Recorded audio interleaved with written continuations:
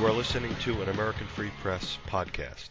Joining me on the line is John Philippidis from Florida. John, thanks for joining us today. Thank you, Dave. Thank you for having me and being concerned about me and my family for the incident that we had in Maryland. John, I saw an article on the internet from the Tampa Tribune, gun owner unarmed, unwelcome in Maryland. I want to get into that in great detail in a moment, but before we do, I want to give the listeners a little bit of background about who you are. Let me ask you this, John. Where are you from? I'm from the Tampa Bay area. I own a construction business. I have 22 employees. Okay, and are you married? Do you have a family? Yes, I am married. I have 3 children, twins and a little girl. Are you originally from the Tampa Bay area, John? No, I'm originally from Staten Island, New York, and then I moved to Florida in 1974 with my family, my parents, and I graduated school here in Tampa Bay area. I got married, my junior high sweetheart. Wow, you must have seen that area really change over these decades, huh? Yes, I have. Yeah, I imagine. I did get married, and I did move back to New York, and we stayed in New York for 20 years, and then we came back to Florida. You have 22 employees, so your company supports, I guess, 22 families. That is correct. Wow. I support 22 families, yes, sir. That's pretty substantial. Let's start from the beginning here, how this event unfolded, where you were stopped in Maryland by some kind of a law enforcement official who had questioned where your handgun was. Let's start from the beginning, right before you noticed that this fellow was tailing you. Yes, Dave. We did go to New Jersey, and we also had a wedding to go to New York and Long Island. And so we figured we would celebrate the Christmas holidays with my wife's sister and family in New Jersey, Woodbridge. And what happened was the holidays finished, and right before New Year's Eve, we decided to come back home to Florida. And we were traveling on I-95 coming through the Baltimore Tunnel. And once I was coming out of the tunnel, approximately 5 minutes after, I realized there was a cop in front of me, undercover cop, police officer, and next thing you know, he slowed down, and then he let me go around him, and then he came behind me, and he started following me for about approximately 10 minutes. I said to my wife, I think it's a police officer, and I think it's undercover, and I think he's pulling us over, and next thing you know, he put his lights on and his siren, so I did pull over, and he approached the car. You know, I had my license ready. I handed him my license to him, and he went back to his car for 10 minutes, and he came back to me. He says, please step out of the car and walk behind the truck, the SUV. I did that, and then he said to me, put your thumbs behind your back and spread your legs. I also did that, and he searched me, and I asked him, what's the problem, officer? He says, you have a gun. And I said, yes, I do, but I don't have it with me. It's at my house, in my safe, because I know the laws, and I know I'm not supposed to carry it throughout the states, so I left it at home in my safe. He says to me, you stand right here and don't move. I said, yes, sir. He went back to the SUV, and he started talking to my wife and my children. And he says to my wife, where's your husband's gun? And my wife says, officer, I know he carries a gun, but I know he's not supposed to be carrying it throughout the states, and more than likely he left it home. And then he asked my son the same question, and my son answered him, officer, I know my dad carries a gun, but I don't think he has it with him, and he's not carrying it. So he comes back to me, and he approaches me, and he says, you're lying to me. And I said, officer, what do you mean? He says, your family's telling me you have the gun with you. I said to him, officer, no, I do not have the gun, and I don't believe that my kids or my wife is telling you I have the gun with me. I said, I am not lying. I know the laws. I took my classes, and I know for a fact my gun is inside my safe. So he goes back to my family again, and then he asks them the same questions, and then he tells my wife, open up the glove box. My wife opens up the glove box. He says, can you see if there's a gun in there, but don't put your hands in there? My wife said, okay. She says, the only thing I do see is napkins. And then he says, open up the middle console. My wife opens up the middle console. She says, no, I don't see, no gun. And he comes back to me once again, and he says, you're lying to me. The gun is in the car. Your family's telling me the gun is in the car. Just tell me where it is now. And I'm telling him, officer, I do not have the gun. The gun is at home in my safe. And again, I know by law I'm not allowed to travel in certain states with it, and I left it home. Then he comes up to my wife, to my children. He tells my wife to get out of the car, and my children, right on the media of I-95, takes my wife, brings her in front of his vehicle, tells her to set her purse on top of the car. He tells her to lean against the car that he can search her. He searches her. Then he comes up to my son, and he tells my son, put your thumbs behind your back and take your jacket off, and we will search you also. And they searched my son. They took my two girls. They didn't touch her. They didn't search her. They put her in a police car. Next thing you know, 3 more state troopers come up from Baltimore, I would imagine. They pull up and they take my 2 daughters. They bring her in the middle of the car, and the officer says to me, "We are going to search your car." And I asked him, "Officer, isn't it my rights that you need a search warrant to search my car?" And he turned around and said to me, "No, I do not need a search warrant in the state of Maryland." So I said, "Sir, officer, you do your job. I'm not giving you permission, but go ahead and do your job. If this is what your job is, then you do it." So then they take me and they bring me all the way back in the last car, the last state trooper's car. They take my kids in one car, and then they separated my wife and my son. And then they go inside my vehicle. They move my vehicle closer towards the meter into the grass. And they took all my suitcases out. They searched throughout my whole car, my suitcases. And then the officer comes back to me, and he says to me, "Well, we did find some marijuana seeds inside your car." And I said, "Oh, did you really?" I said to him, "Well, I bought the car 3 weeks ago, but I doubt that you did find anything in my car." So he went back to the car again and kept on continuing his search. I was also sitting in the third vehicle of the state trooper's car, and then I had a gentleman, one of the officers. He started asking me, "What do you do for a living? How do you make your money?" And I said to him, "Am I being interrogated here?" Or I said to him, I was honest with him. Yes, I own a construction business in Florida, in Tampa Bay area. And I have 22 employees. The 2 other officers that were searching my car comes back to my wife and to my girls and to my son and says, "We're sorry that we put you through all this. We will be putting your bags back together. We did not find anything." And then after 5-10 minutes, he calls me over from the last car, and he says to me, "We didn't find anything, but he gave me a warning ticket for doing 72 miles an hour." And I just took my hand out, and I said, "Thank you, officer, and we'll be talking soon." And he told me, "Go ahead, go on your way." And that was the story. But there was one more thing also, that I do smoke cigarettes. And the 2 other officers, I asked politely, "May I have a cigarette?" on the media there. And they turned around and said to me, "We don't smoke, so you can't disrespect us." So I said, "Okay, I apologize for asking," and that was my story, Dave. What a bunch of assholes.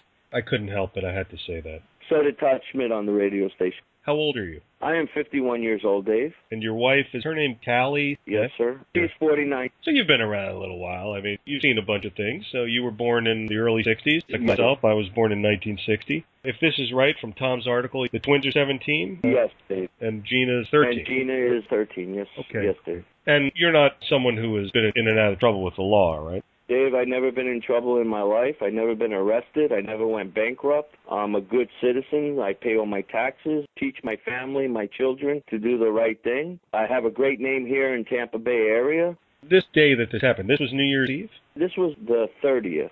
12:30, the day before New Year's Eve. And what time was this, John? This was approximately 9:30 in the morning. And this particular person who stopped you originally in the unmarked car, that was an employee of what law enforcement arm? Dave, it was Baltimore Port Authority. Okay, so similar to, by us, the New York, New Jersey, PA, the Port Authority in New York and New Jersey. Yes, Dave. This is my understanding, yes, when I seen the ticket, yes. Okay. Was this like a young white guy? Yes, Dave. It was a young white guy. I would say approximately 28, 30. Right, with no real experience. These are the type of people who show people like us and other people a lot of disrespect, obviously. Instead of saying, "Sir, this is why I'm stopping you. Sorry to inconvenience you. I hope we can take care of this real quick." Excuse me, but I also thought the same thing. And, you see Christmas gifts, you see suitcases, 3 children in the car with a family. And, I gave him my license, and I thought, either you give me the ticket or say, "Sir, have a happy New Year and have a safe trip." We were devastated. We never expected anything like this to ever happen. It was just like a nightmare that happened to me and my family. He determined to humiliate me in front of my family. He determined he wanted to find something and put me in jail. Amazing. How long did this whole process take? I would say, Dave, it took about an hour and 20 minutes to an hour and a half. He had us on the side road for 25 minutes before the other state troopers finally showed up that we didn't even know that was coming. I would say a good hour and a half, Dave. Was it the Fort McHenry tunnel that you went through? That is correct, Dave. Going southbound into Florida. It was in an unsafe area that he pulled you aside, you're saying, right on the median? Right on the median, yes, sir. And he had us right there on the median. And when he asked my wife to come out of the car, he didn't even take consideration of her with the highway being right there and my children also. But when they wanted to search the car, they took the consideration of moving it into the median. Basically, they went through the entire vehicle. They pulled out all the Christmas presents, all your luggage. Is that right? That is correct, Dave. Yes, sir. Okay. Did they go through the presents and the luggage? They went through everything. There was no closed gifts. I mean, all the gifts were open already, and they just searched the bag of the gifts and also my suitcases. Every single suitcase they opened up and went through all my clothing, even the dirty laundry. Without a search warrant. Probably without probable cause. Do you remember, John, what the weather was like that day? The weather was 20 degrees, and then we had all the trucks, tractor trailers going by, wind blowing. It was really bad out there, Dave. Very cold. It was very, very cold. Finally, I asked the officer, can you let my kids go in the car, my daughters? They wouldn't let me grab my jacket. But I wasn't concerned about myself. I was more concerned about my family. They wouldn't let you get your jacket. That makes sense. Yeah, sure. I'm cold. No. You're a criminal. When he came over to you and said that he found some marijuana seeds in the car, did he produce the marijuana seeds to show you? No, he did not, and I asked him about it also. I do know that he was determined to put me in jail for some reason or another. Just lock me up. This is what I can't figure out, John. How is it that this rookie cop could stop you, first of all, tail you for 10 minutes, obviously looking at your license plate and getting whatever information this guy could get for some reason. He wanted to harass a hardworking American citizen who supports 22 families, plus all the other people that are supported from those 22 families. It's very significant. Plus my community also, Dave. Also. Exactly. We sponsor schools here in our community. We sponsor churches. We like to help people.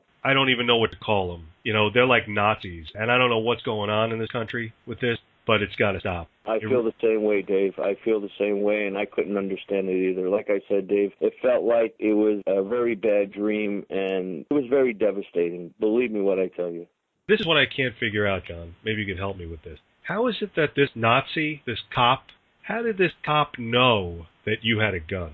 That's the other question, Dave, that we're asking also. I don't know. I really don't know how. The captain said to me that he's seen it in my wallet. He's seen that I had a concealed weapon license in my wallet. But I don't know that for sure. Again, when I handed in my license and everything, I don't know how he would have seen my concealed weapon license. Okay, so there is a possibility that he might have seen this concealed carry? This is what the captain is telling us.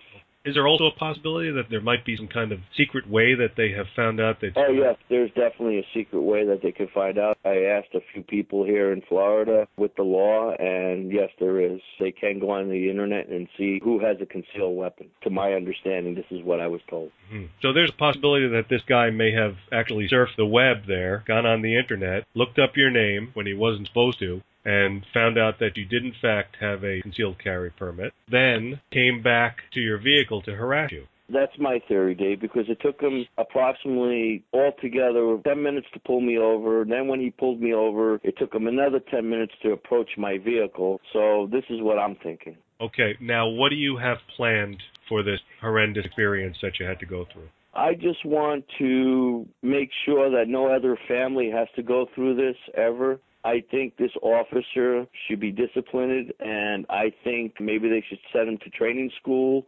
to not be able to do what he did to me and my family. He devastated us. He treated us like we were worse than animals. Unbelievable.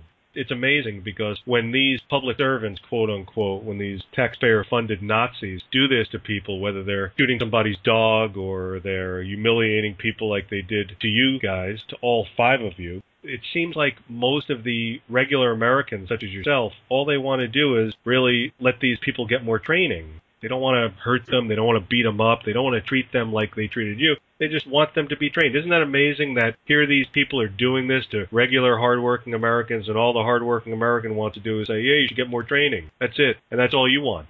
That's all I want. Yes, sir. That's all I want. Are you thinking about taking any legal action? I am, Dave, and the reason why, once again, is because I don't want to see Baltimore, Maryland officers do what they did to any other family. I think that they need to learn a lesson. John, I want to thank you so much for the time you spent explaining all this to the listeners, and I'm sorry you had to go through what you went through and your family as well, and I'm looking forward to talking to you again in the future to find out how this matter will unfold. And I thank you, Dave, and I thank you for your concern of myself and my family more than anything, and all the people out there that are supporting me and my family. We really appreciate it. And again, I just don't want to see another family ever have to go through anything like this. It's devastating, Dave. I don't blame you. Thanks again, John. Thank you, Dave. You have a good day now. You too.